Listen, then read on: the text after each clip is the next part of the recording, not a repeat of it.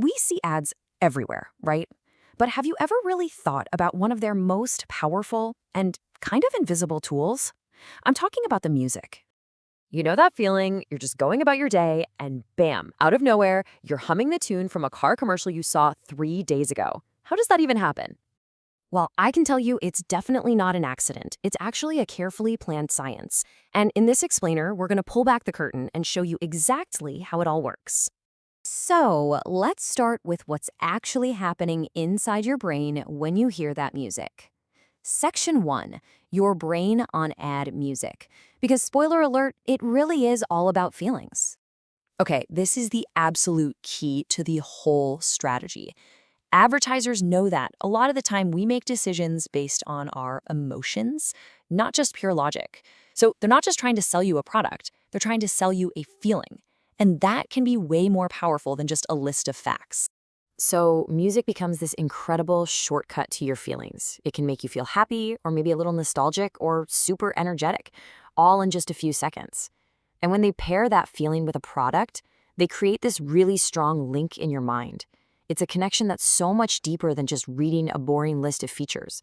It turns a 30-second ad into something you actually remember. So what kind of musical tools are we talking about here? What's in their playbook? Let's dive into our next section, the Advertisers playlist, the tools of the trade. First up, we've got the classic jingle. You know these. Think of it like a musical logo for a brand. It's a short, super catchy tune written just for them, with one simple goal, to get stuck in your head and stay there forever. But what if a brand doesn't want to start from scratch? What if they want to tap into something you already love? Well, that's where licensing comes in. This is when a company pays an artist a bunch of money to use a popular song that you already know. Hearing that hit song makes the brand feel cool, modern, and relevant right away. So let's just compare these two big strategies. Jingles are all about building a brand's identity from the ground up, and they're usually way cheaper to make. Licensed music, on the other hand, can be super expensive, but it's a shortcut. It gives the brand instant credibility by borrowing all the good feelings you already have for that famous song. But it's not just about the melody. It's also about how fast they play the notes. That's called tempo, and it's a huge deal. Upbeat, fast music creates this feeling of energy and action, perfect for a sports drink ad, right? But slow, calm music, that suggests things like luxury or peace. The speed of the song sends its own message. Okay, so advertisers have this whole playlist of options, but how do they pick the right one? Well, that brings us to our next section. Turns out they're often picking the music specifically for you. Yeah, see, the music in an ad is almost never meant for everybody. It's laser focused on a target audience. If an ad is for kids, you're going to hear bright, playful music. If they want to reach teenagers, you'll hear the latest pop or hip hop to make the brand seem cool. And for a fancy car or watch, they'll probably use classical music to make it feel sophisticated and high-end. And you might think they just whip this stuff up, but no way. Creating this music is a super detailed 4-step process. First, the team decides on the exact feeling they want to create. Then, a composer actually writes original music to match it. After that, they hire professional musicians to record it.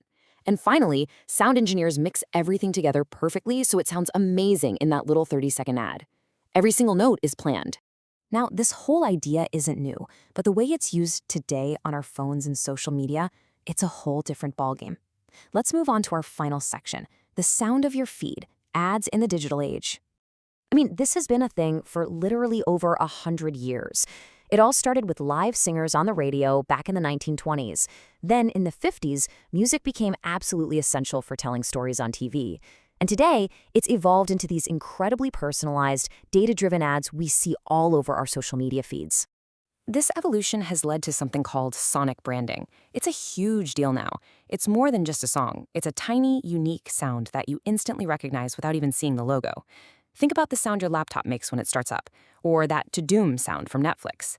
That little sound is a powerful piece of a company's identity.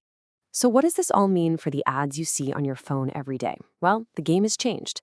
Ads are super short now, so the music has to hook you in 1 or 2 seconds. Brands create songs hoping they'll go viral as a trend.